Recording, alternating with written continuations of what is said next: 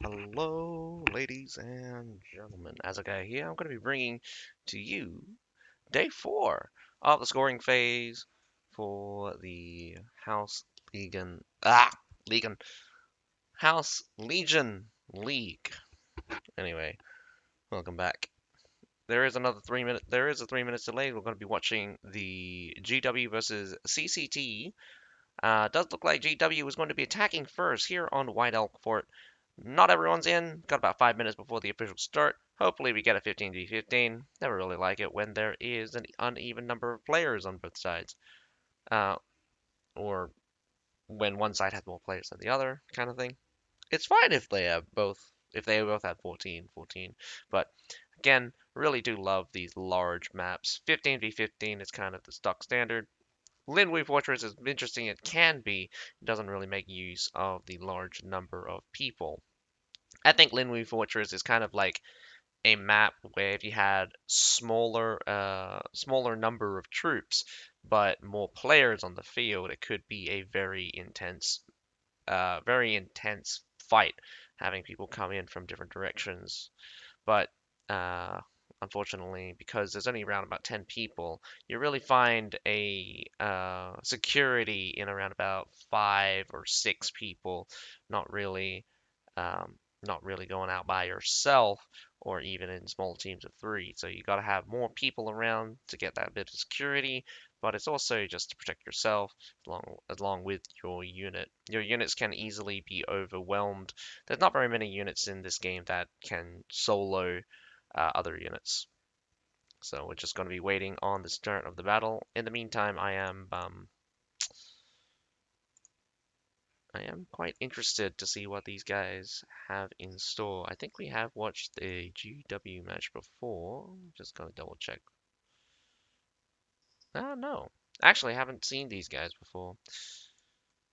And again, unfortunately, I don't really have the capability of reading what their names are in Chinese, or kanji, that is. It doesn't have to be Chinese, it could be in a different language.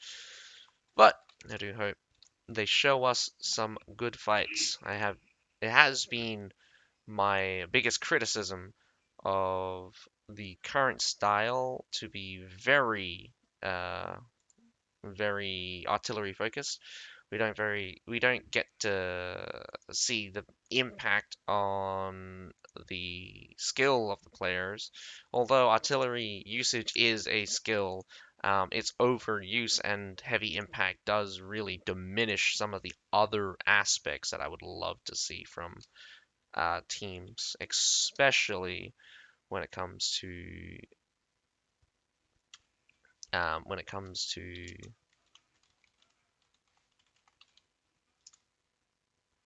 unit versus unit battles. Um, Watching units just getting exploded by artillery is not really fun. Then again, you also have stuff like the Metallators that also do kind of the exact same thing. They're kind of like a mobile artillery unit. Very powerful, but again, it is kind of that extra aspect of being able to put down any kind of artillery you want, especially very powerful artillery, that really gets on my nerve, as you probably could tell. Artillery has just been wiping the floor with everyone.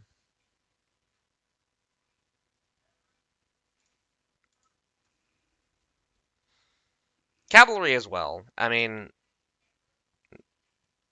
balance has been getting worse. I think last CB or last season, the balance was actually in a really good spot between the categories of unit types for the CBL, that is.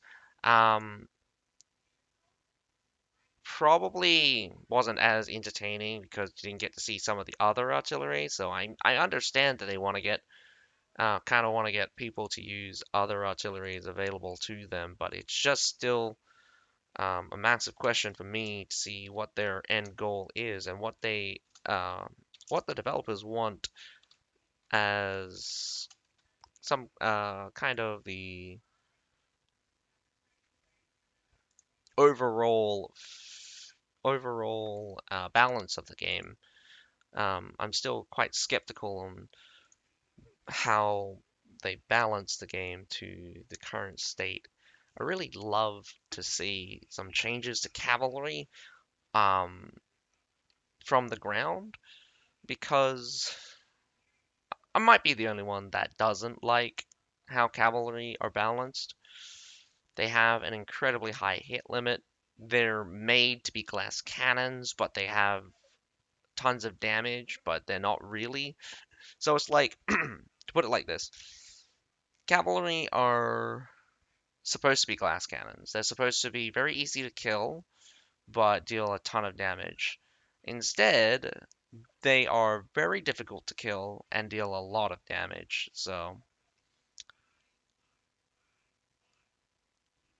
And that's true for the most parts, but there are very particular cases where cavalry have some bad matchups where counters come in. But sometimes I feel like how the counter system works just does not do enough. And I've said this before, if you want to keep cavalry this powerful around, you're gonna have to make counter units, which basically would just murder cavalry at the slightest touch. And it's coming true. Like as pike infantry become as pike infantry becomes less popular, cavalry starts just roaming through. Even then, the pike units that are existence barely handle 1.5 cavalries. Um, so I wouldn't be surprised with the current balance of how cavalry is that next season we see another buff to pike units. And I think that's defeats the purpose and it's just excessive power creep. You're not solving the issue, you're just perpetuating the status quo. Hi, Zid1! You can see that CCT have merged players with NetEase players. That is interesting that a couple you're saying that CCT has players from the NetEase version. They do have their own server, which is referred to as the Vanguard server. That one has an entire tournament for themselves, I think. Last time I checked, they should have. Those from um, Conqueror's Blade CBL, a website that you can get to easily, can you? Is it?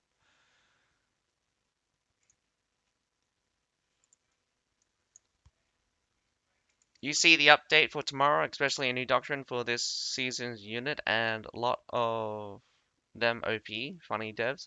Well, that's the thing. I've already seen them because if you actually look at the 3-day contract one, it actually shows you what those seasonal doctrines would be. And I understand that the monk one is going to be very powerful. The Yanudao cavalry making Dread Unleash CC immune actually doesn't seem very OP, mainly because that Dread Unleashed is essentially CC immune anyway. I I don't really see the attacks from Dread Unleashed being stopped. The only thing I've ever seen with Dread Unleashed being quote unquote stopped or being CC during Dread Unleashed is straight up dying. And this could very well be very useful, but honestly, it did not have very much of an effect. Honestly, it just did not have very much of an effect. I don't believe the CC immunity doctrine for Yanyan Cavalry is going to be OP. I think people point at the CC immunity and say, "Oh, that's OP." It is, but they also haven't played the unit then. With that also being said, the monk one will definitely be very, very OP because I think the Crescent Moon heal plus the Epicycle heal, these guys are going to be healing probably more than Berserkers do at the current state, and that is terrifying. Um, the only difference is that they're not as tanky as berserkers can get. Though berserkers do have this weird being super tanky, then being super squishy, then being super tanky, then being back to super squishy. Um, it is getting harder and harder to justify what the hell the developers are thinking because honestly, the monks are um, better berserkers, basically. They're better berserkers, but they're a little bit more defensive. So they're much more effective when you attack them, but they are very inefficient when they attack. Because it's very difficult to get them to hit every or the six targets when they're too far away. They casually, like a lot of times when the epicycle does spin up, they're a bit too far away to actually hit anything, so they'll only hit like one or two targets. Berserkers have a habit of just going straight in, getting straight into contact, so there's a little bit more reliability in there. But nevertheless, they are better berserkers just straight up in a 1v1. Monks outright beat berserkers, which should have an advantage in one-on-one competitions like that, but unfortunately, it's not. Let you quickly take a look at the unit composition for both sides. Does look like we have a lot of medium armors coming out from CCT. I'm guessing since these guys are a merge from NetEase, there's probably from a team that's played in the CBL previously. Um, the distribution of classes gets me a little bit interested because the musket and the longbow are probably going to be the most impactful and most difficult to deal with for GW, which has predominantly a lot of heavy armor classes, but also got a couple of spears and pikes. I'm never really one to downplay the strength of a class or the importance of a class, but definitely think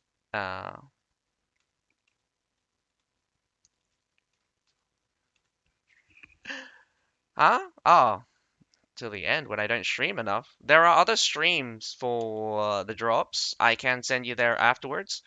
Um, what is the current drops right now? Man, I'm sorry if I don't stream enough for the drops, my dude.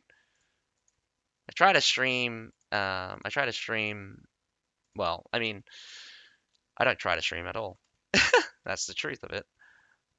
Uh,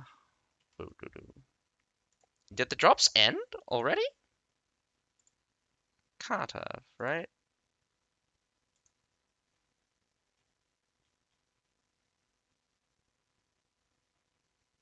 One starts up.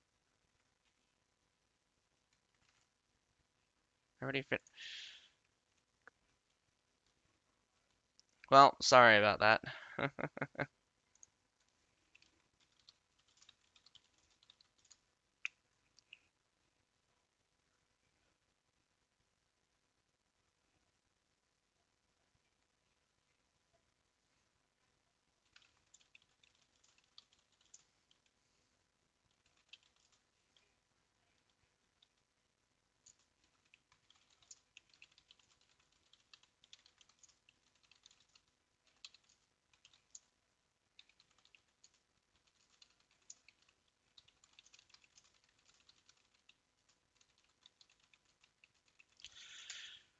I love drops. They do help me get a good player.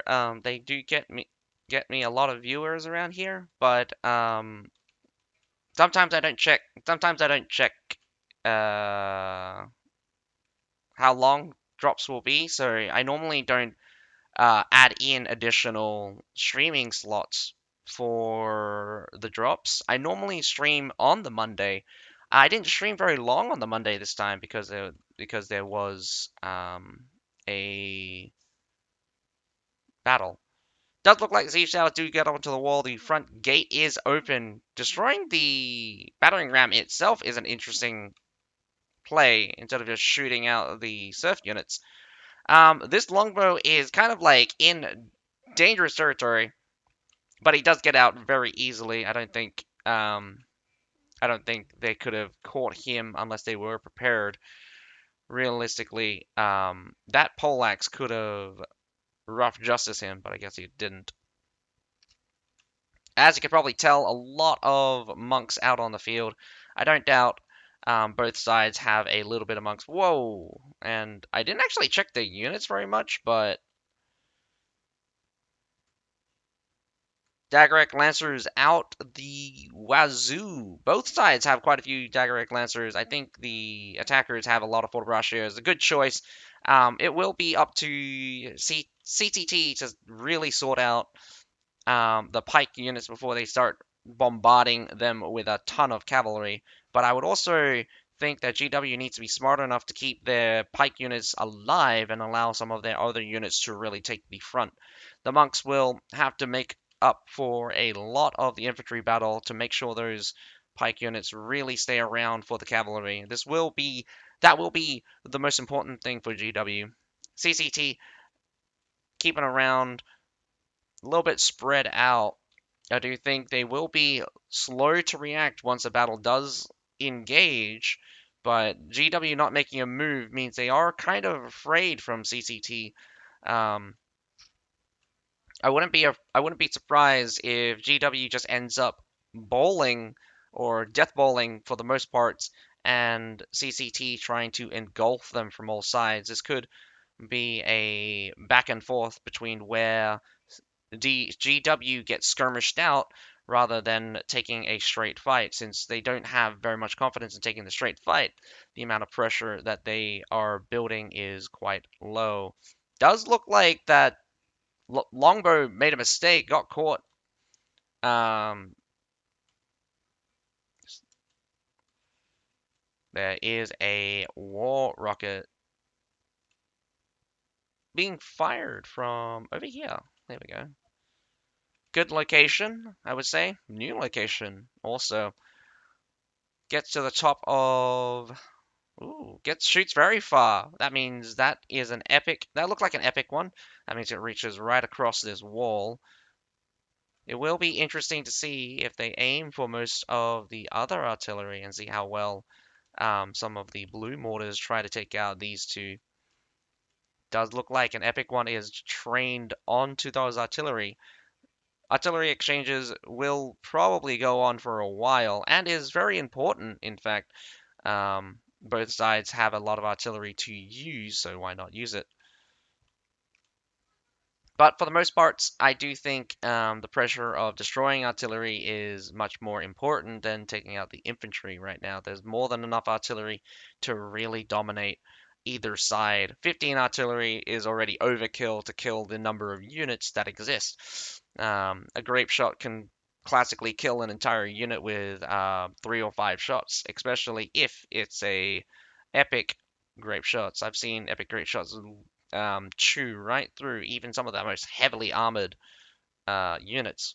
Artillery do not have artillery besides the Hawatcha do not have a particular type of damage which armor mitigates. So you're looking at raw health and damage resistance. Most damage resistance do not count.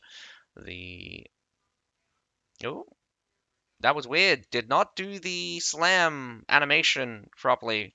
Probably a playback issue. Nevertheless, here comes the battle coming in from the front.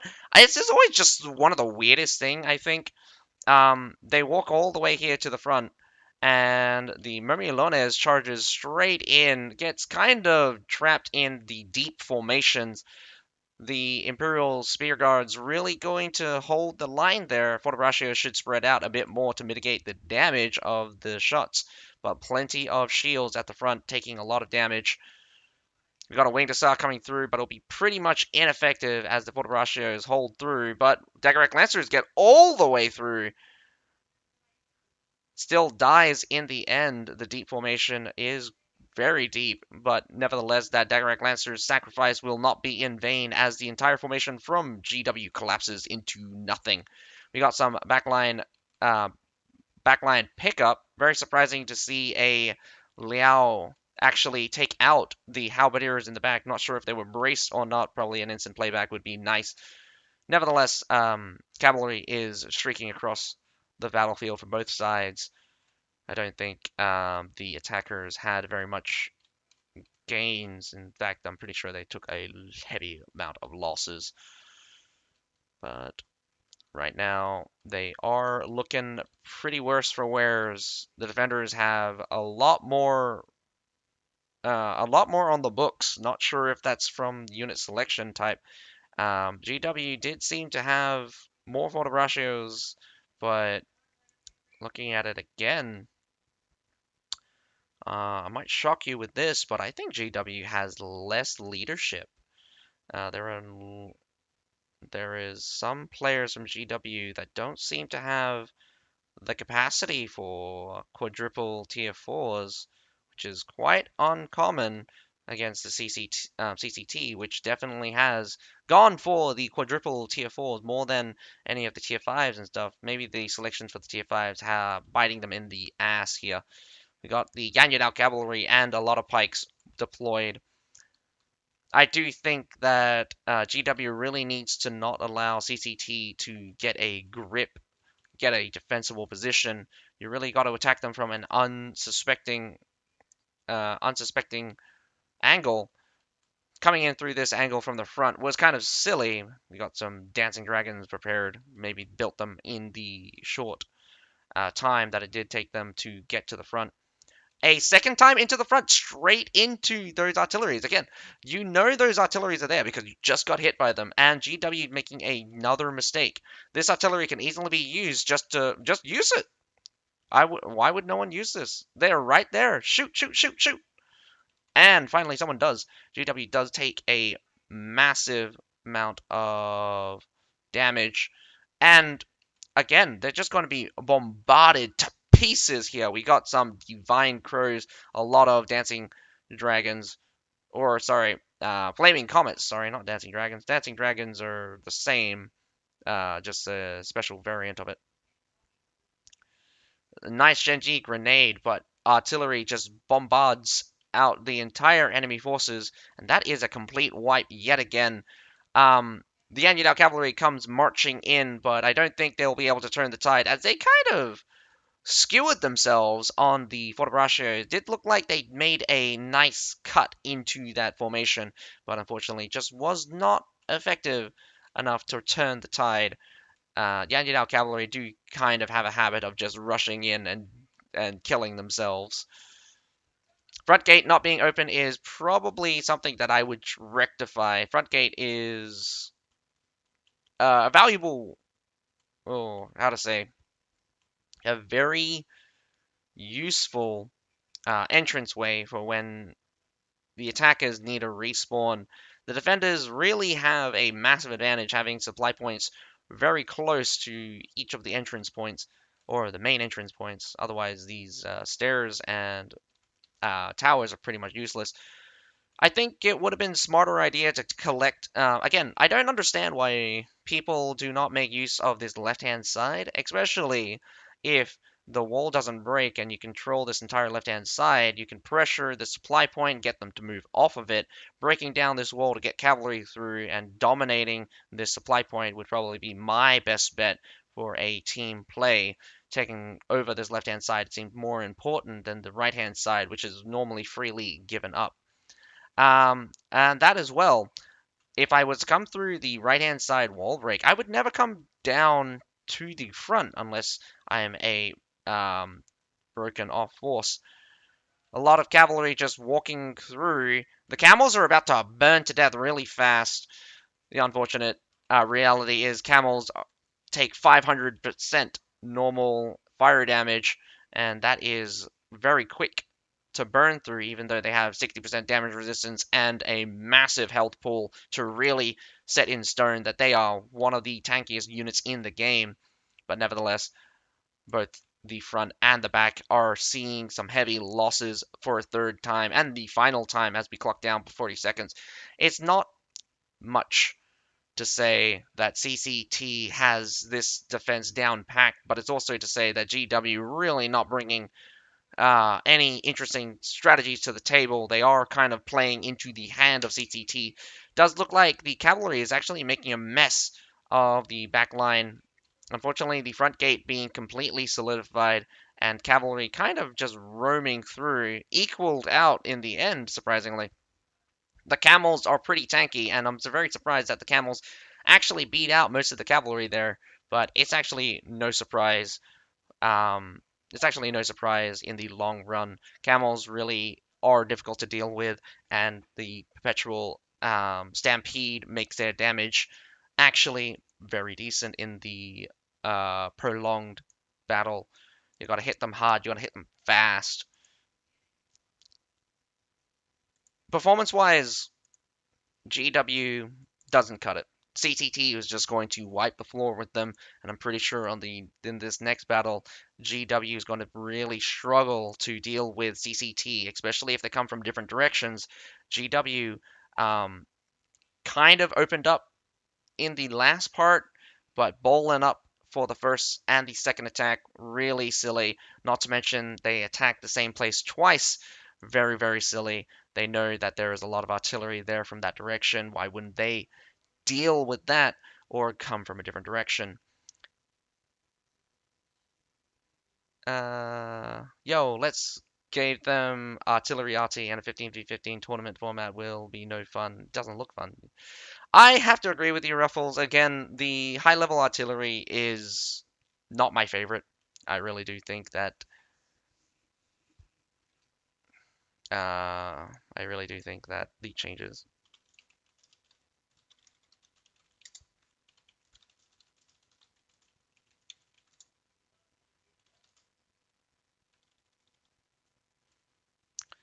So, for those of you catching up right now, there has been some changes to the normal rules.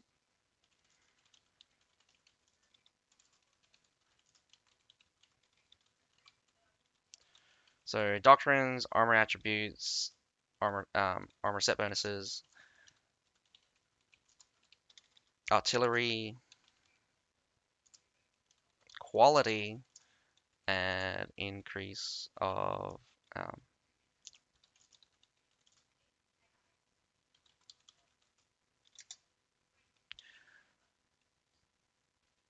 so there's doctrines, armor attributes, armor set bonuses, the artillery quality, and they've increased the artillery numbers. So besides those ones, the artillery number increases.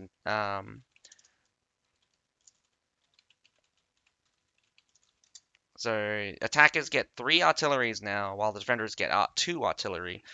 Attackers still have +1 above, but also they still have the treb available. In comparison to epic and legendary artillery, the impact of a treb is actually lower because of accuracy and position. The treb doesn't really encompass the entire map, and the number of shots coming in from a treb can be very underwhelming for a lot. Not to mention, even if all of the shots do come in, it's kind of overkill for most units. I don't think there's very many units that would survive getting trebbed, but a single artillery, especially an epic artillery, 3 or 5 shots would basically kill a unit, and you have around about 16, maybe 18 shots, depending on which artillery you're talking about. And if you're talking about a mortar, epic mortars in particular, you could easily kill the entire enemy. You could, like, if the enemy just stood there and took it, you could easily kill all of the enemy units with one epic mortar each. One epic mortar each could kill the entire enemy force. That is how powerful epic artillery is. 3 shots from an epic mortar basically would take out an entire Fort Brascio. Even if it doesn't kill all 32 of them, it would kill enough of them where it'd just be nothing, absolutely nothing. Oh my goodness, I almost forgot to join the thing.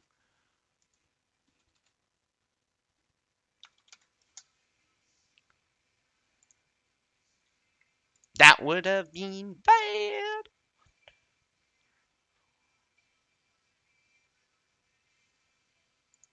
That would have been bad. Bad, bad, bad, bad, bad, bad.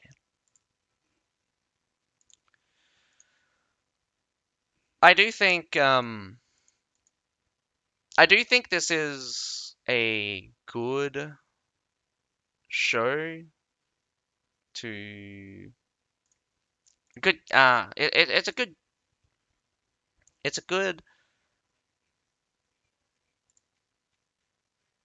it's a good time to think about why. I mean, I've said this last time as well, is that having a fair server, meaning that anything that would impact game or the fairness of a match needs to be mitigated. I think that is extraordinarily important. Mitigating the impact of um, anything that could anything that could be considered unfair, especially since newer player like any advantages older players would have over newer players, um, that would be massive. And this going on the live server also means that the people who play in the House League and League right now, actually have to own these units, have doctrines. So I mean, you a new player literally starting this season would never be able to even consider playing in the House League and League because they don't have the units. They don't have even meta units. They would have to either buy them. Even then, they would be at a massive disadvantage because the number of doctrines that they would have available. Doctrines not only push the units a massive, massive step up, it's also a huge. I mean, like it's a huge power spike. Doctrines, especially on certain units, can multiply their effectiveness easily. And we also have armor bonuses, which you could get to a point where newer players, like if you put a old player with newer players, their set bonuses, their armor is so much better than regular heroes that it would take maybe two or three of them to just kill one person, and that's what can be very frustrating for newer players as well to face. Hello, Ash. Ruffles, I do agree with you. Trebs are more of a zoning tool. Um, because of the nature of how Trebs are restricted, um, the places where they can hit is pretty much a no-go zone. But artillery has a lot more flexibility because you can change the spot you're coming through. But again, there is caveat to that these artilleries are very easily destroyed. You can destroy the Trebs, but it takes forever. Um, but in all said and done, it's just like you're correct. The Trebs are more of a zoning tool rather than a actual impact. While artillery have, especially the epic and above, have such an impact that their power really comes in through killing the units rather than stopping the enemy from going to certain locations. Not to say that defenders haven't figured out how to mitigate those things. It's kind of a situation where um, I'm questioning whether or not the decision to allow artillery to come through like this is to even put it fair, because you also have to remember that all of these artilleries that these people are getting, they have to earn them themselves. These are live server artilleries. I mean, you could pay for them. I'm pretty sure you could easily pay for them. Is that too many? 1, 2, 3, 4, 5, 6, 7, 8, 9, 10. Ooh, no, we're limited. 10 people.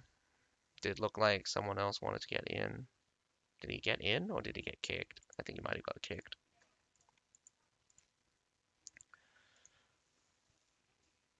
There is a 3-minute delay, just to let you guys know, for those of you joining me in chat.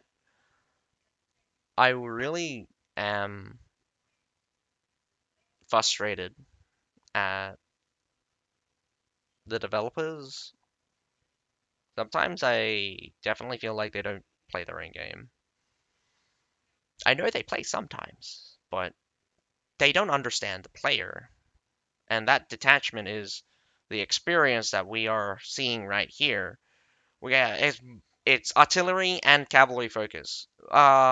Most of the infantry are cannon fodder. I have barely seen infantry fight each other. I have more or less watch infantry just get shot. And even when they're meters away from each other, even when they're kissing each other, they're more likely to get killed by the artillery than they are by the opposing enemy. But then again, the artillery thing is like a separate issue. Its impact in the unit game is very powerful. Hi. Anyway, we have quite similar lineup for CCTV. I mean CCT going in with their uh, looks like haven't changed for their classes. Same for GW. I'm just wondering about the cavalry thing. Both sides do seem to have picked up a little, or GW in fact has picked up a little bit more cavalry.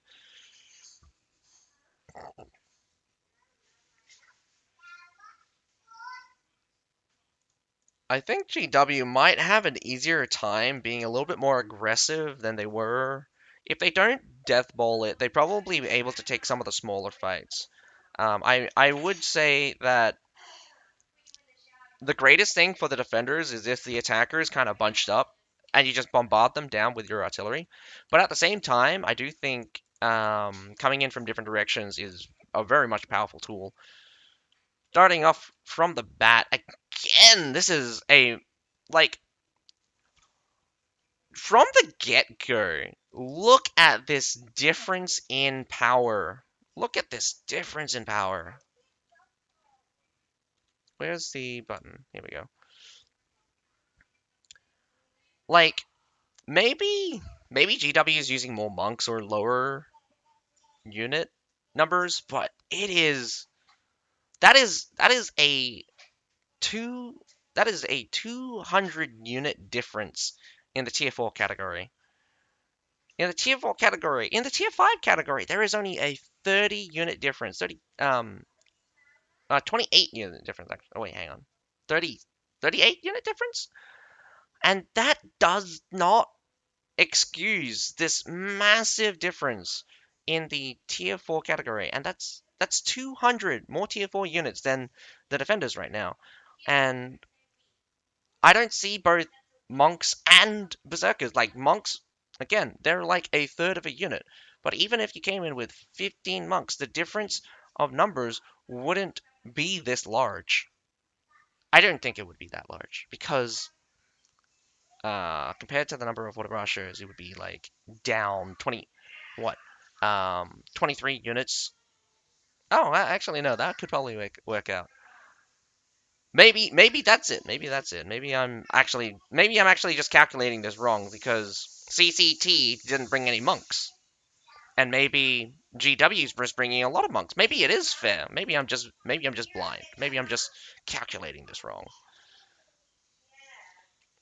So I'll take that back. Maybe it's not as unfair as I think it is, but it does. Like when I see these numbers, I kind of try to guess what the advantages are for both sides, and when I see kind of like a difference like that, just natively, it just seems weird. And I mean, I'm blaming things that might possibly be false. Maybe, like, I blame the leadership bonuses. Maybe they have more leadership on the defending side, so GW has less leadership and CCT has more leadership. I gotta get past the whole advantage and disadvantage thing, just really talk about what's happening right now, because, again, I don't understand this mentality. Nearly everyone attacks this place the exact same way. They go through the right-hand side, they're going through they destroy that wall, go through the right-hand side, destroy the left-hand side wall. They get those siege towers up, but they don't really use them very much. They use this one over here, probably trying to get some wall rockets through, but this wall rocket does not really have very much to shoot. This tree is in the way, you can't really see shit. No one in their right mind for the defenders would stand in this area here, not to mention this far back over here either. Maybe they would come around.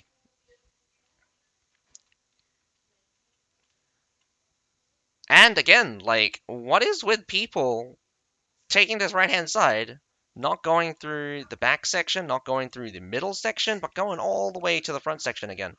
It's just utter nonsense to me. Like, be a little bit more interesting. Hi, Obi-Wan Kenobi.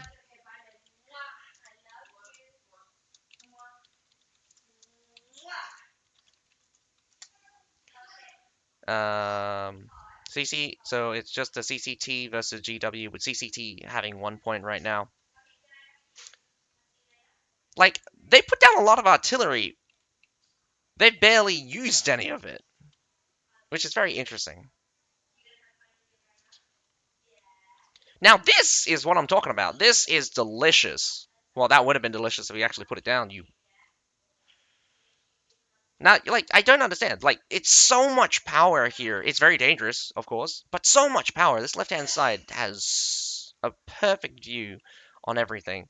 Like, get a bunch of artilleries at the top of the stairs, bombarding the A point. Have guys come in through here, and you've got a nice setup for a two-pronged attack.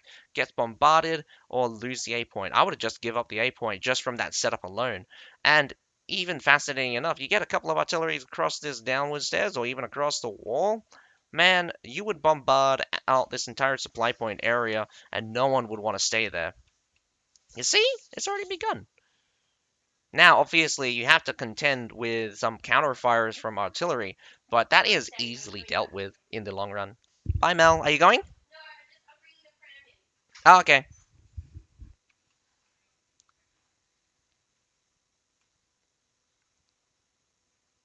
So, but nevertheless, it's really up to both the attackers and the defenders to really take out the artillery first before really engaging in some of the more direct fighting. But nevertheless, lots of artilleries are flying, especially one war rocket, and it does look like just one. I think there might have been another one there. That's a flying crow from where? They are building a lot of artillery. It's getting destroyed by the musket above them. So that's a good position. That's going to hit. Bye.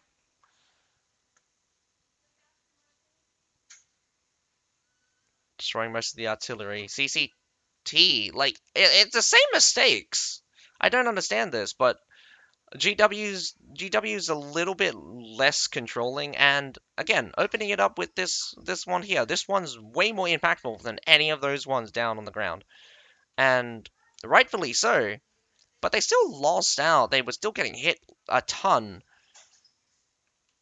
GW, as much as I would give them credit for a little bit of a more open setup, they still got smashed to pieces. But GW took a lot more losses, a ton of more losses than what what CCT did when they defended. So got that front gate open as well. Very important. Front gate is open for the attackers. This allows for reinforcements to come straight on through. So the closing of the gap is very interesting. Around about 100 unit closure. You can take back supply. You can put Artie on their spawn, clap them with war rockets, sus strats. You could take this back supply here and just fight them. Like this is the funny thing. Like this thing can't be destroyed by the defenders. Only the attackers can destroy it. So if you come if you come through here, go to the back and just bombard them from this supply point. Like what are they going to do? Face you? That would be interesting. Although I don't think anyone would really risk taking a strategy that far back, and I'm pretty sure that even though I can see this supply point, it's actually locked for the attackers unless A is taken. This siege ballista didn't get anyone. It's not like you are in TW and they can cap your base. Just go full backside and play with supply. Yeah, that would be funny. That would be funny. But in the end, Everyone loves coming to this front section. I don't know why. I mean, like, this is probably the um 11th time I've seen someone just get killed here at the front. And they've already just sent in the monks. Throw in the monks. Monks are burning up though. They're not really doing what they should be doing. So no hero impact as well. Not something that I would sacrifice like that. As strong as you think monks are, stun on braces again more OP. When you're facing against pike units with stun on brace, we got cavalry in the back. They're trying to just force their way through. The Daggerrack Lancer is doing a really good job cleaving that section in half. Like, their back section used to have two forward rushers. There is barely any forward rushers left. Front section just gets crushed by cavalry. Now, both sides sending in cavalry. The number of forward rushers that just got killed from the number of cavalry that came through is shocking. Because probably sent in three cavalry, took out the two forward rushers, and the rest of the cavalry just kind of waltzed on through. And then you just got hit by cavalry from the front, right into the forward rushers here. The winged hussars will just go straight on through because the Daggerrack Lancers already opened it up, and that's what's scary. That's really scary because cavalry just opening up the formation like that is terrifying. And now we got another Daggerrack Lancer. CCT is forcing their way through that front gate, and this is why it's so important to have that front gate open because you can keep the pressure on. The defenders are not able to stabilize. We do have the Murmillones on the thing, but more cavalry just steamrolls through the front gate. We got some camels onto the point, really defending.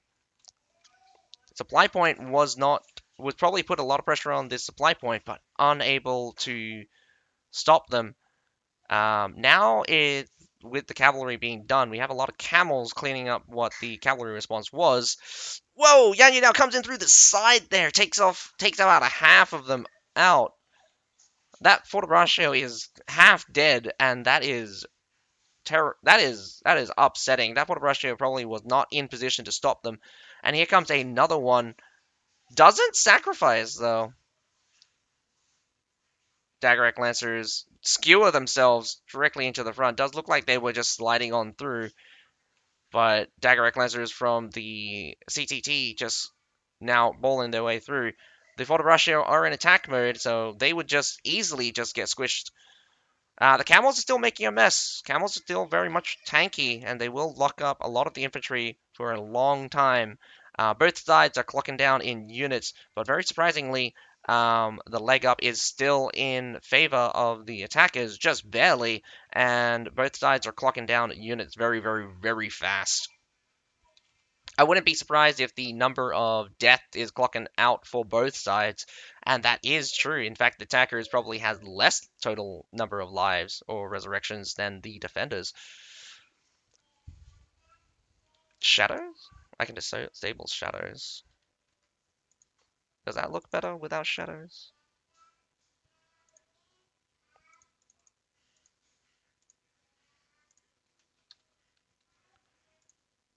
Really? I think that looks ugly. Oh man, that looks too sterile.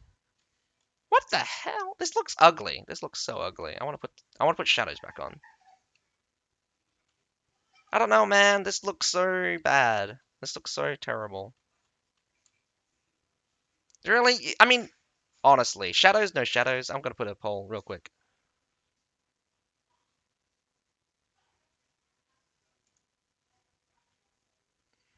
Where's a poll?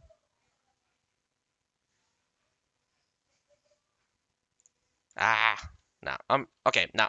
I hate it. I hate it. I hate it. This looks ugly. This looks terrible. I'm gonna put shadows back on.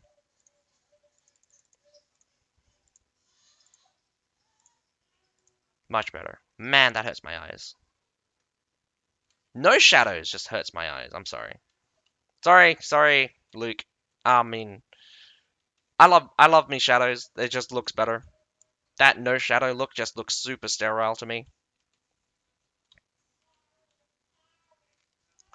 Now they opened up the right-hand side. Good for attacking the um, base point. But what's interesting here is this area that the defenders normally sit. And sitting on this backside is very useful because as they come around this corner, you can definitely hit them, and reinforcements will come in and hit them from the back. So you got a relative safety. The only problem is make sure you guard this door. Daggerrack Lancer is making an absolute massacre of a mess there in the back. Wow, how many units died to that one Daggerrack Lancer? I'm pretty sure two sets of units died to that, Fenris and the Imperial Spear Guard. But nevertheless, they do hold that position still quite solidly. Both sides are artillery and close range artillery. We got 2 minutes, 50 seconds to go. GW is putting up a much better fight than I expected, but we're coming down close to the finish here. This could be it for GW if they cannot get a solid location. Both sides are just slowly inching their way, but GW getting pushed out. CCT is pushing on forward. Got to really hold for 2 minutes. But here comes a large number of cavalry getting straight into that Fort Braccio, I would say. Get the Fort Braccio off the field as quickly as possible. Get more cavalry in. That would be excellent. Nevertheless, the Fort Braccios actually get flanked by two sets of Fort Braccio, one from the south, one from the north, and now we got some Imperial Spear Guard out on the front, but that would easily be cleaned up by a bunch of cavalry. Otherwise, they could just probably walk through the Fort Braccio, but it would be very dangerous, as CCT is losing heroes from the front. There doesn't seem to be very many heroes, lots of units in favor of the defenders. GW pushing out CCT. CCT really need to look for a reset. They got about a minute 40 seconds to go. CCT really got to step up their game, got to really finish off the rest of those units. Lots of artillery being used, and barely any units left for either side, but more in favor of the defenders. But low level serfs might not make much of a difference against the power of artillery and heroes. Get some couple of grape shots here and take out those artilleries. As long as you get the, yeah, man, never mind, unit advantage towards the defenders means that the defenders will hold. In fact, I do think the units, although they're not very strong and can't deal with heroes very well, they are still very impactful at controlling where the heroes can and cannot go. Massive attrition for both sides. So CCT taking a big loss from the beginning finally takes a more aggressive approach, keeps the defenders on their toes, plows right through the front gate, and it's just awesome to watch some of the performance from CCT being more aggressive, um, a little bit more, how to say, unique, but in the end, we do get kind of a standoff, and a lot of the units just being cannon fodder. I'm just very, very surprised at um, how GW was able to inch their way forward, and it was, to my surprise, CCT coming in and kind of like a death ball, and GW kind of spreading themselves out here for the finish. Coming in from different angles makes it very difficult to defend yourselves, your flank, your rear, and fight on the front. So, no wall rockets on mid-left supply. Yep, there's bad for attackers. I totally agree that the left-hand side of the map really needs attackers to focus, focus, focus, and does look like defenders do have a massive advantage here on White Elk Fort in the current setting, but maybe as we see more and more battles, we will see people adapt and um, adopt new strategies to beat out the defenders. Nevertheless, we will come down to a tiebreaker, which is kind of one of the more interesting battles that I love to see, mainly because it puts both sides on an even playing field. A field battle doesn't really have very many advantages for either side, though there are a couple of unsymmetrical terrain advantages that does a little bit affect, or maybe massively, depending on how it turns out. Nevertheless, I do think the general layout of the field battle is quite even, though I would say probably Wu Queen Mountain is much better. It is virtually symmetrical. You cut down a mountain that is the same on either side, and again, it is a point capture instead of home capture kind of thing. Both of these are capture the flag, but um, but Wukong Mountain uses a ticket system, so that is quite different. Nevertheless, here on the field battle, we'll get to see a test of skill with cavalry. I mean, we've seen a lot of cavalry, a lot of Daggerrack Lancers coming through, and it's really just upsetting to see the number of. I mean, like,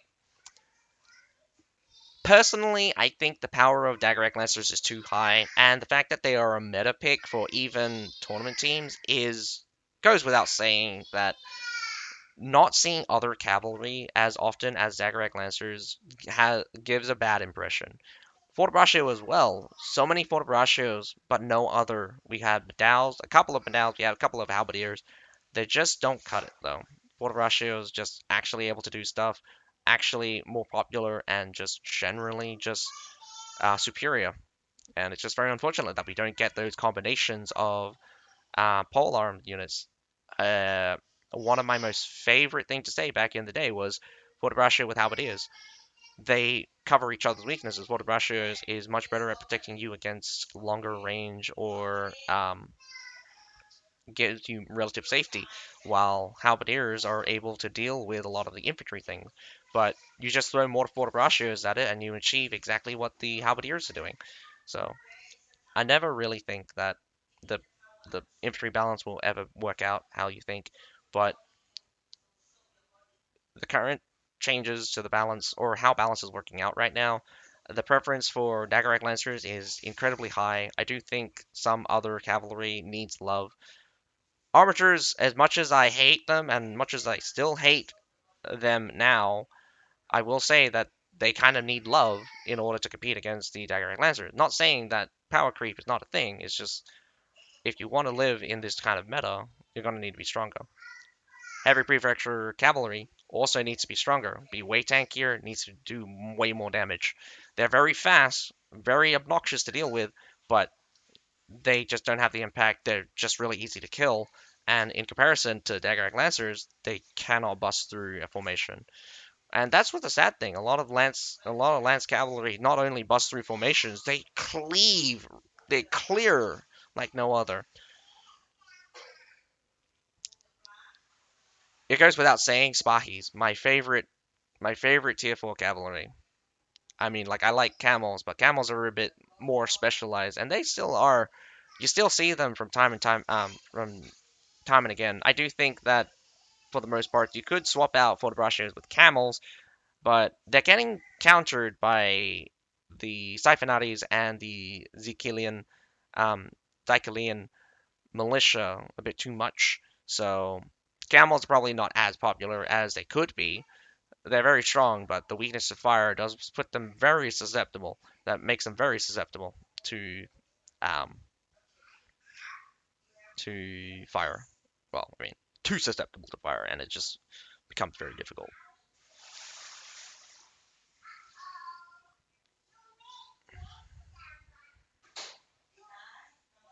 You can put them on low and medium. No recommended. Yeah, sorry about leaking. I mean, it looks cleaner. It's too sterile for me. Maybe putting it on low or medium would work. I don't know. Low or medium? What does low look like?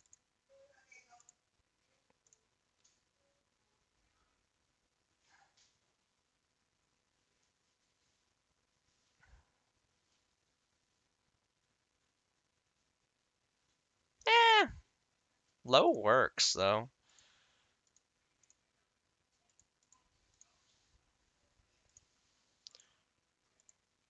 Weak.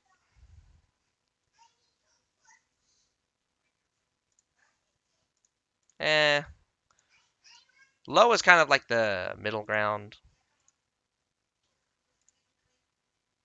If I put it on low, I still get a little bit of shadow, but I don't get to see it as much. Does look a little bit too sterile, but it does. The ones that I can see does help. Just make it look less hurt. Like when I turn off the shadows, it looks too bright for me. Like it's too bright. Claymores in this meta, and thing here, claymores are never something that is like a unit that you would take because it's meta. It's strong, don't get me wrong. Like the fourth read, like naturally, if Claymores didn't have full freedom, they'd be one of the most balanced units in this game. But because of how full freedom works, it's it's stupidly overpowered when full freedom is activated, but it has such a big downside that it kind of half counteracts the benefits of full freedom. But we'll put it this way: while full freedom's activated, they're basically meta. Like if they were in full freedom the entire time, they're basically meta. They're super tanky, deal a lot of damage, and just really, really difficult to kill. Like just really difficult to kill. And even then, like there are units that can still kill these guys. Added with the fact that it does boost their block break or adds a knockback to their Claymore strike, that is still for par for the course. I do think that Claymores kind of are balanced strange only because it's kind of competing with meta units. And when you compare it to meta units, you obviously think they're naturally weak, but they can still beat a lot of meta units with that full freedom thing. I want to also say is see CCT going out with tons of camels, no tier 5s, and this is very interesting. GW went with tier 5, tier 4, and then Forte. So Forte and thing, and we have GW going for an aggressive push towards the A point. Massive defense here at the A from CCT, and it's mostly camels, so this is going to be a terrible matchup. Does GW take the fight? GW needs to reroute because they are already at a unit disadvantage purely because of the camels. I would say I wouldn't take this fight. Got a war rocket. Oh, misses. Could come through towards the supply point. Here comes some charges. It's mostly gonna miss. We got some hits there in the center. Oh no. Trying to escape. Maybe 3 sets of Yanyu down. Maybe even a camel getting cleaned up here. Big loss for GW. Barely scraping across some engagements here. But this is going to be this is going to be very interesting, in fact. A GW rushes straight towards the base point, and this needs to hold with just medals and a Porto. But watching the storm of cavalry just collapse onto it, now getting a bunch of points, I would get out. Honestly, I would get out because the disadvantage between camels and regular cavalry is massive. So the trade will be worse and worse as this time goes on. But at the same time, it's just getting worse and worse. Forte is spawned in through, getting into the center there, not concentrating on the Forte and taking them out. Means that they do lose a lot of cavalry. So again, we're getting into this kind of counter units working out just enough. So GW really needs to pull back. Can't really keep them on the defensive as the counter-offensive has already begun. We've got some Winged Stars swinging on through, might slam in behind. Oh, this might be a good charge. Unfortunately, it does get stopped by Porto as the Porto turns around. The Shield Maidens easily manhandles this Porto. Doesn't finish them off, though. Very surprising. The Forte unable to break on through the... Sorry, the Winged Stars were unable to break on through. So, right now, GW taking a massive loss. Huge deficit now. Probably a lot of cavalry dead in that exchange. And definitely losing a couple of defensive infantry. Just that one Forte there defending the B point. GW is probably going to burn themselves out as they push forward. There was a... the exchange is not actually that bad. Around about 13 units to 15 units. Whoa! Maybe a little bit more. Oh, no. 15 units to about 13 units.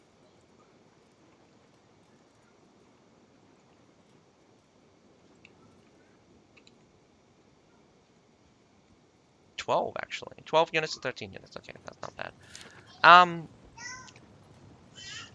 Anyway, GW is actually in a good position right now. The exchange wasn't actually that terrible.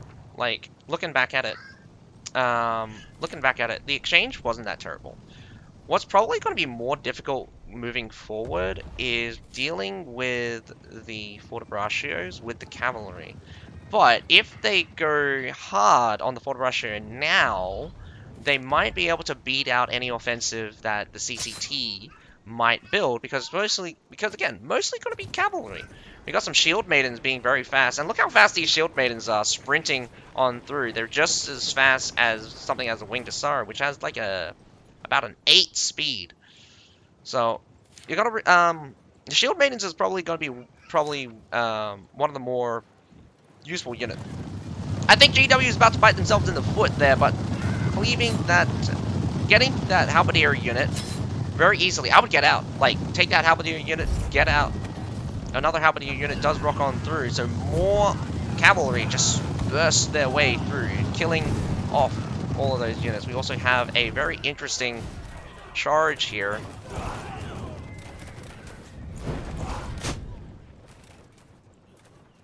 Yeah, no, that's starting to hurt my eyes. Let's put shadow back on.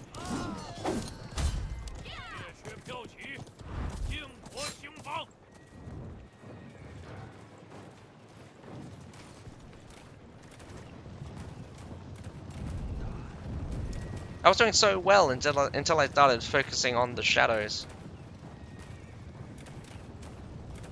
Alrighty, that was a pretty aggressive exchange, and I mean, like, what's surprising is the number of anti-cavalry units getting killed by cavalry. I don't know what the plan is here, but surprisingly, the Imperial Spear Guard's barely holding on. I love it, though. Shield Maiden's doing a pretty good job as well, but the Imperial Spear Guards with that Nodachi, absolutely just crushing it. I don't think very many cavalry units could have dealt with that rest there. Right now, I think CCT has the ball back in its court. It's definitely heavy losses for both sides now, but what's really strange is that there are some people with units while. So CCT is kind of like an uneven. Whoa, what did I do? Kind of like an uneven aggressor. So you got plenty of people that has units that really needs to start making plays. But GW is kind of a little bit stretched thin here. Each one wants to make a move, but every time they do, they kind of like lose out, sort of. We're going to see a lot of pressure build up here at the supply point in a few seconds. Really need to concentrate. I think GW is going for the back line, and that is a smart move as they encompass this entirety. This Daggeric Lancers is probably only got a few seconds left in United Charge. I would get them out already, but double fortibraccios. You only have to deal with double fortibraccios. Oh, we got some camels here. Does brace. So infantry in the back line needs to make their way towards this front here. Barely going to be anything to deal with, but cavalry, as much as powerful as you are. Whoa! I take that back. One of the heroes controlling the fortibraccio did get killed, and the remaining fortibraccio is by itself. This is a complete wash. CCT actually might lose this. Wow, after the display from GW in their attack. And, I mean, like, when push comes to shove, it did look like CCT had a good leg up on GW in their attack, comparatively. What's so surprising is here on the field battle, CCT is just not cutting it. The aggressiveness of GW really paying off massively. Able to take out some of the very more important units. This halberdier unit is probably going to get taken out as well. Probably would have definitely gone better with. Oh, it's retreating. That's even worse. So it cannot even turn around. The camels themselves really unfortunate as well. Camels themselves really tanky, can deal with cavalry really easily. But I don't know why you would not just why would you not just camel in force? A good combination of camels and some faster cavalry unit would have been wonderful, replacing the Forte. You let the camel units lock up the Forte, just brace right in front or on top of the Forte, and easily deal with the Forte and then face off the cavalry. CCT is overstretching themselves. Again, they're putting more and more pressure on different angles, but slowly, one by one, GW is encompassing each unit and just killing them. It's a slow attrition for... it's a battle on lots of different fronts right now, but the B point is probably the major player right now. If if GW does, if GW does take back the B point, it does lock out about the last minute of the game, so it does not allow CCT to turn the tide by capturing the base. Really need to get these points. Does look like there's lots more pressure coming onto the C point. GW is slowly pushing on through for the B point, so the B point does look like secured, but doesn't look like that's true for the C point. C point's about to be turned over, actually. We got some nice halberdiers, which do not cover the whole thing, but definitely would be wonderful if it could. The heroes do distract. Nice to see some bow cavalry, but unfortunately no high tier cavalry. That means you can't really deal that damage in some of the skirmishing styles. This could be a triple cap, so GW really needs to get... I'm surprised that they lost the B point. I thought they would get the B point, but GW needs to hold this point much longer than what it is currently. And this is going to be the reversal. Like, I suspected that GW was holding very well, but the erratic gameplay from all of the guys, and that was insane! Did you look at that? That was insane. All three moles on that corner absolutely smashed that Liao into pieces. And obviously, unable to reverse the tide. This is super upsetting for GW, as GW probably clocked down out of units now. I mean, this is the thing. It's just like, GW, unfortunately, has no one left. I'm pretty sure that there are these guys are permadeath. Like, for some reason, the field battles are set to 2 lives, so you only have 2 lives, in fact. So a lot of these guys probably don't understand why they're dead. Or maybe I'm wrong, because these guys are taking forever to spawn. Or maybe they accepted defeat. Maybe. But that is the field battle between GW and CCT, and that is very lucky for CCT to not only hold the B point, but also get the C point for a triple cap.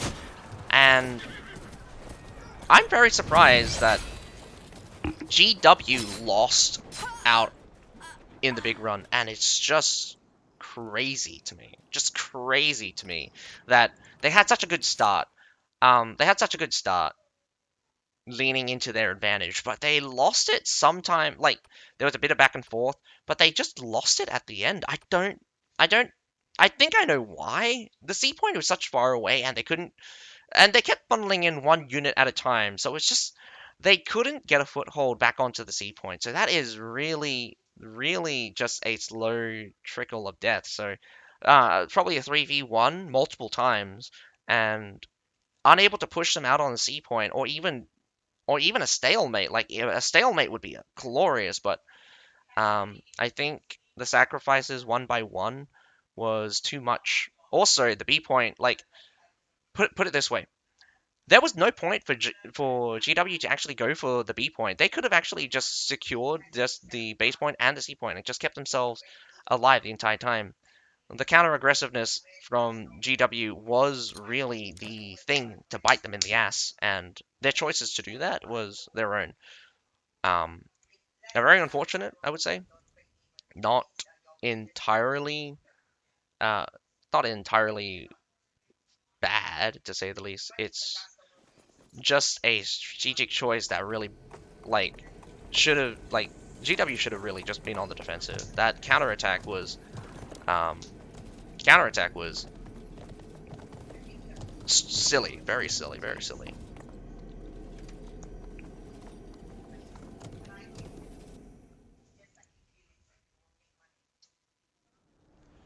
Alright, just straight into the next battle. I'm gonna see if I can pop in a minute break in between time.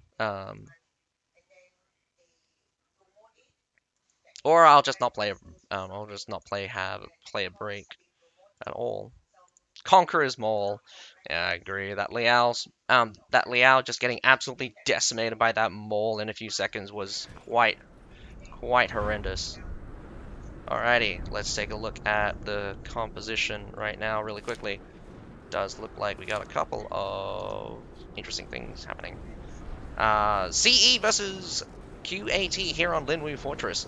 Haven't seen anything start just yet, which is great and terrific. CE just busts right through that front door. We have CE not really having any good units out right now. They just have a lot of serfs. What I'm thinking is they're scoping out the enemy. Oh my goodness. He might die. Might be the first death of the game. Oh. Second death of the game might go for the Nodachi. Nodachi is running for his life right now. He is fast though. The mole cannot get him. He didn't hit him with the shoulder bash. And all of the heroes here in the back. Will it be a respawn? Yes! It will be a spawn in the back. Good strategy.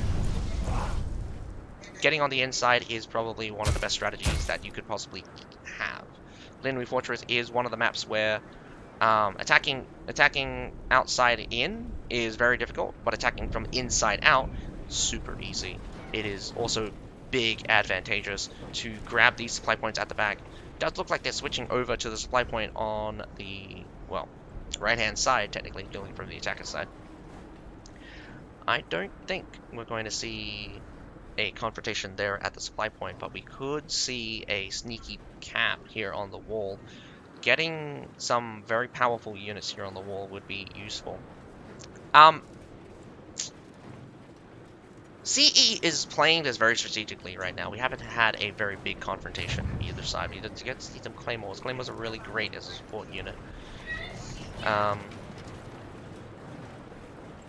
I'm not one to shy away from artillery, but 20 artillery versus 30 artillery. CE is not using any artillery just yet, and it is shocking that they haven't built any yet, because I would, like, 1 artillery for these 3 artillery, easy money.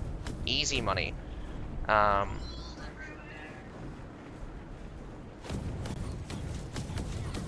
These... Funnily enough, those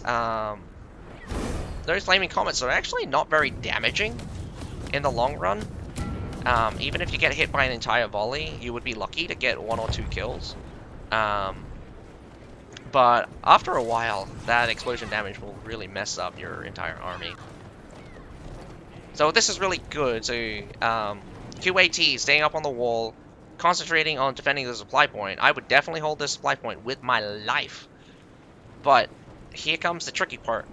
Getting control of this center pile could be super dangerous for QAT as they switch from the A point to the supply point. And this close quarters could see some very nasty plays with the Trebs here.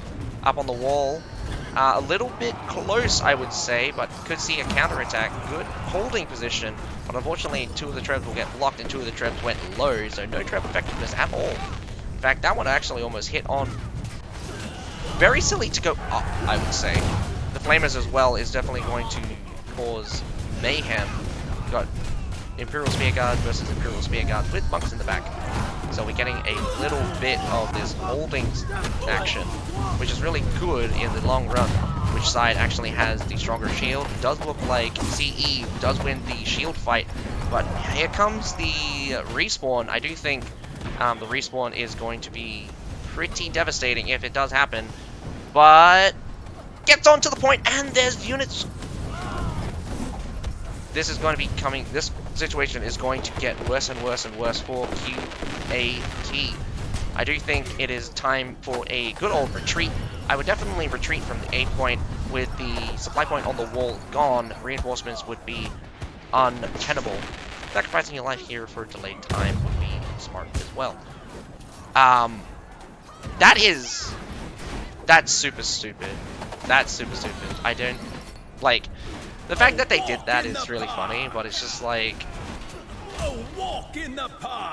didn't really achieve much as they now opened up anyway. You could have easily just had a hero just CC the whole thing because they had no CC resistance after 5 seconds. QAT did amazingly well hold off for time. I mean, like, they could have just left that guy in brace, actually. Would have been way more effective. But the guy died, so that's unfortunate. Whoa! Reinforcement does come in.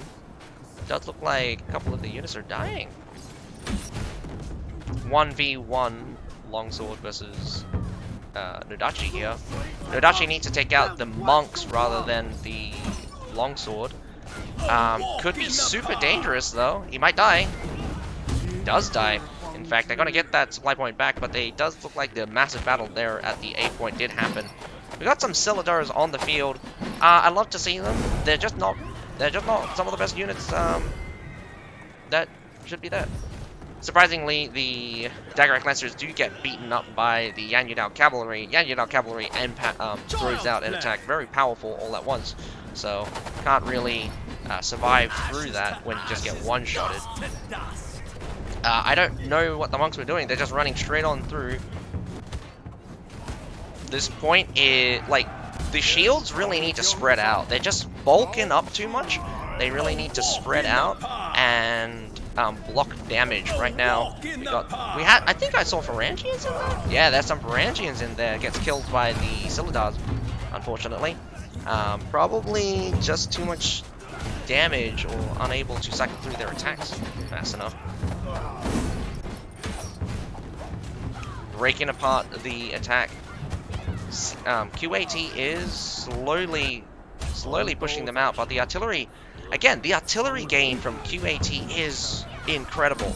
But CE, where's your artillery? Where's your artillery? Ah, yes, it will be on my YouTube channel.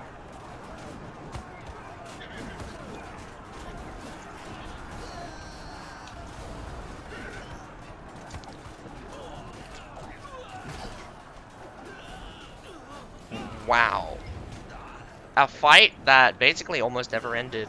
The long fight. We got a lot of Imperial Spear Guards out on the field, and I'm not surprised that these guys are here.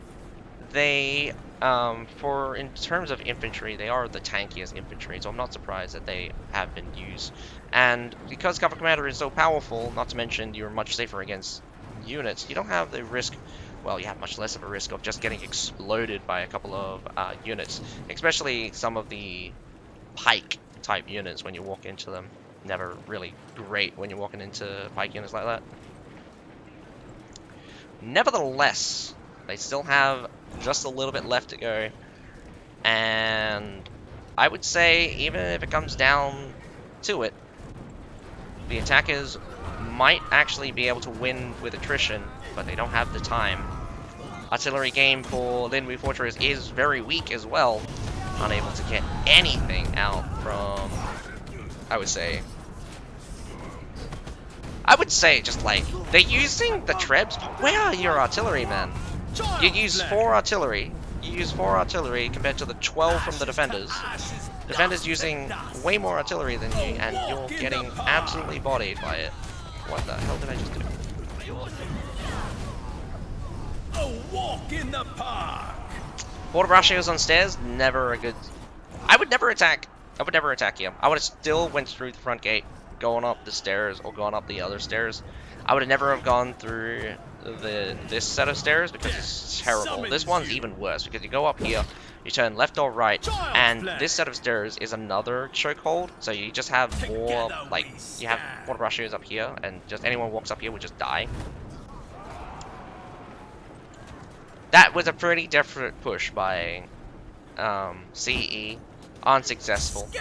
Though, starting off, they did really well. It's just very unfortunate how they couldn't secure that supply point on the wall. If they ended up securing that supply point on the wall, A point would have been a done deal. But I was very surprised by QAT's commitment to holding. Not something I would have expected, considering that they already took a heavy loss there. Yeah, heavy loss there, but trickled on through.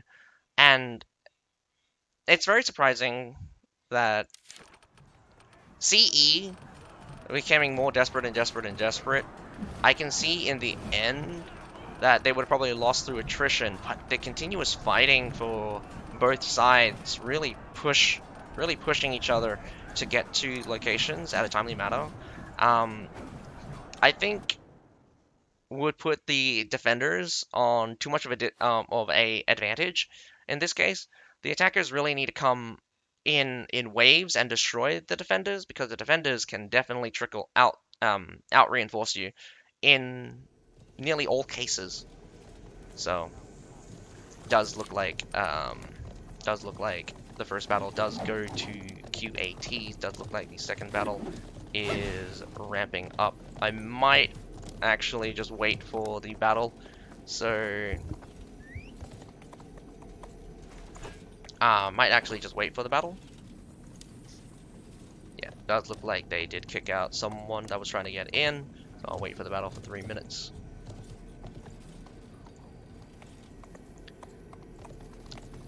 I kinda like some of the unit selections as well. Scylla is one of my favorite units. Used to be my most favorite unit. The only reason why I don't like them anymore is because of how much they've changed. Um, I like the ability to attack the air sometimes, because I would use it to kill cavalry, and I used it to great of an effect to defeat cavalry. Now it's very much more difficult to use it to kill cavalry, because they don't because you can't preempt them, and their targeting metric is uh, weak for, well, their how they target units is less to my liking. Sometimes the free attack is more powerful, was more useful, because it could express, it could give me more expression in how I use my unit. That being said, I also dislike the changes to the passive, where they get 26% damage resistance when they get hit get hit 3 times for their next attack, and briefly CC immune. I'm not even sure if it's CC immune. It does say interrupted, so I'm not entirely sure. So CC immunity to me is a bit of a cop out. I think that there should be negatives with that kind of CC immunity, but then again, it's just that kind of deal where Scylla were just very, very weak. In these cases, in certain cases, especially against hyperdense units, Scylla will probably shine very much so when dealing with Imperial Spearguard, because for what I understand, um, they don't particularly. Oh, did the thing bug out? I hope it didn't. Oh no. I don't think the... Oh, great. Is that been 3 minutes? It feels like it's been 3 minutes, so I'm a bit scared. Actually, no, it hasn't been 3 minutes. What am I smoking? So, I thought it would be a bit scary, just wondering whether or not these guys would have been 3 minutes past. Hasn't just yet, so that's good.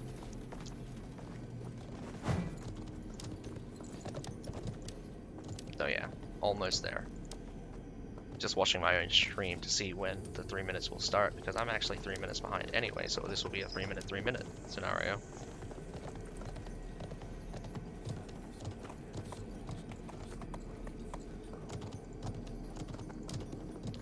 So I can observe.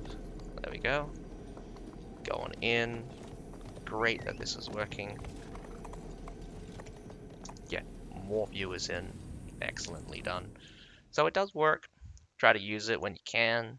Sometimes it doesn't work. It's unfortunate. Anyway, start of the second battle between QAT versus CE. very interesting to see that how many monks were being used from both hand sides, but ISG as well. Lots of ISGs being used. I do think ISGs versus ISGs is just a long fight. So sometimes to really speed up the fight, you'd really need to bring in something heavy hitting. Things like an Iron Reaper is not gonna cut it. Unfortunately, Iron Reapers have some restrictions in terms of hit limit. That's why I think the Silidar choice was probably much better because they have a higher hit limit with their sideways swipe ability. Surprisingly, even though um, even though an Iron Reaper would probably do a lot of damage, it's probably just not enough damage. So this is where denser battles and hit limit becomes more and more important, especially with the defenders probably primary. Like if I was the defender, I would have like half my team be ISG and spread out. Not to mention, I would definitely use the ISGs with combinations with very impactful heroes like a Mole. Nodachi is great for the sustain, but if I really need a holding hero, a longsword, terrific. Mermiolona's pick is probably backfires most of the time. What you want to really concentrate with the Mermiolonas is killing the hero with the Mermiolones, and that is half possible and half not. Um, you really want the Mermiolones to have a big impact, but you can't use it to kill off an Imperial Spear Guard that's in Cover Commander, which is counterintuitive because like Imperial Spear Guards are so tanky that they would just survive getting hit by Mermiolones, and especially if it's already been fighting. Worst of all, because the... What happened to this thing? I did it again. Come on.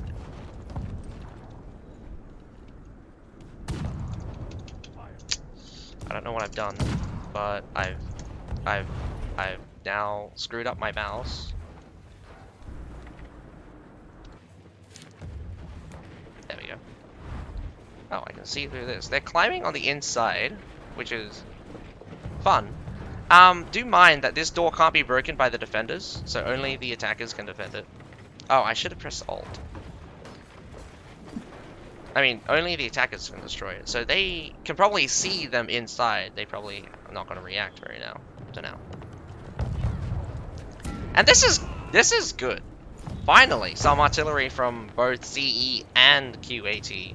But that being said, I mean, like artillery is extraordinarily powerful. I kind of commend CE attacking with not using too many artillery, but it was kind of silly as well to not use artillery.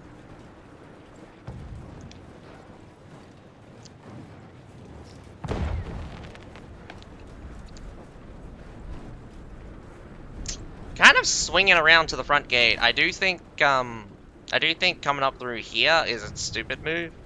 QAT, I say that, but sometimes it does work out, and I just question why. Like, why? Why does this strategy that seems so stupid and easily counterable just work? Surprisingly, these mortars just not being taken out. I mean, they did take it out eventually, but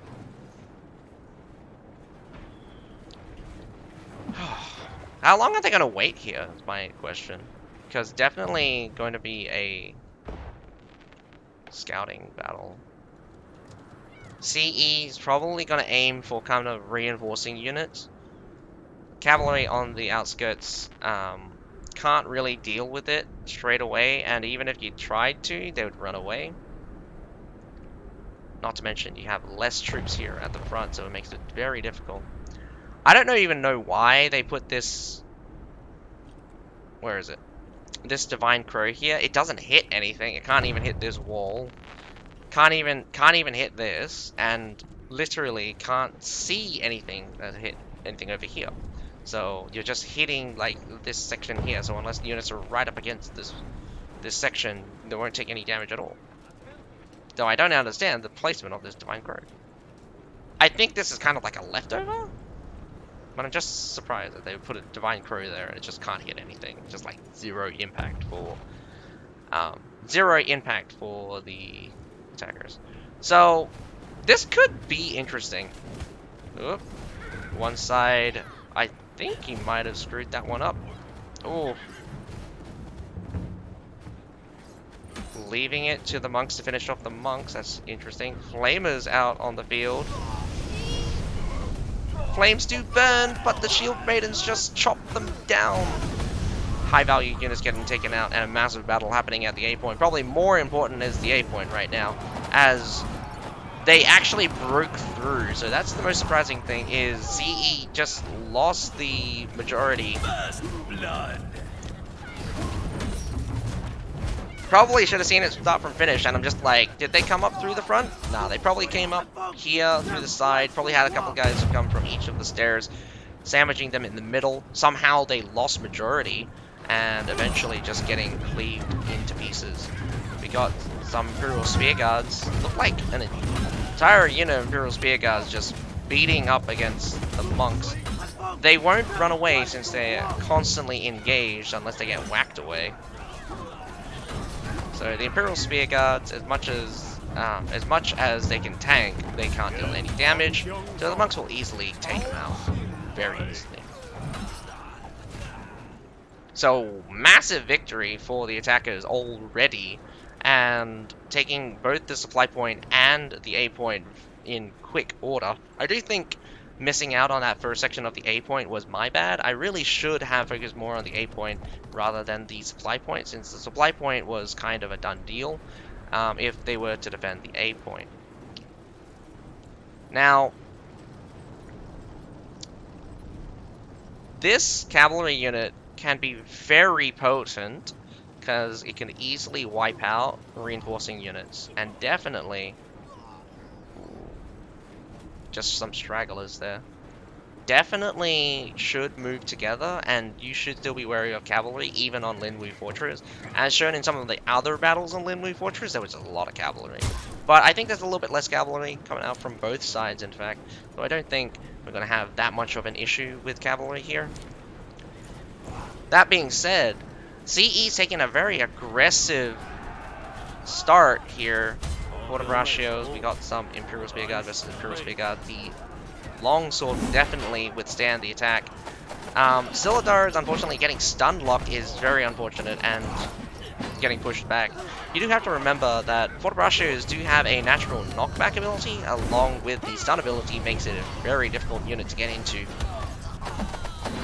But a nice clean sweep for the front line right now, blasting right through a Imperial Spear Guard and the Quarter Braccio. A Treb does come through, but I only think one hits hard, and leftover troops does get knocked out. Wow, what was he doing there? I think CE should cut their losses right now and go back. Big win, if I do say so, because the losses, I mean the unit exchange there was pretty much in favor of the defenders, but according to this, still a little bit down, mostly from the tier 2 units, but we do have a advantage in the tier 4. Got some cavalry comes on through. It does look like usage of cavalry could be a pain in the ass, but unfortunately he got some stuck at a very weird angle, trying to get them out. Probably going, let's go to Memory Leona's charge. Really great against solid positions. That looked like a very weird triple charge, but it gets burned down. Has enough cannon fodder to kind of survive that. Using their artillery to the best of their ability, the attacking force is melting down the front line, but the front line is definitely huge. Memory Leonas can't hold for the life of them. They can definitely attack, but not enough damage onto either the monks or the Imperial Spear Guards. Backline again gets attacked by Dagger Egg Lancers, but I don't think there are many units left, just one Shenji and a bunch of cannons. CE takes a massive win yet again, killing off basically the entire attacking force with taking minimal losses. We've probably only lost around about 70 versus to the 100. I say minimal, but it's mostly a good win for CE, considering that both sides kind of in this corner scenario, and you're getting shot at by a lot of artillery. So that was a pretty good win for the defenders, regardless of how many losses they actually took. Look how far those war rockets go.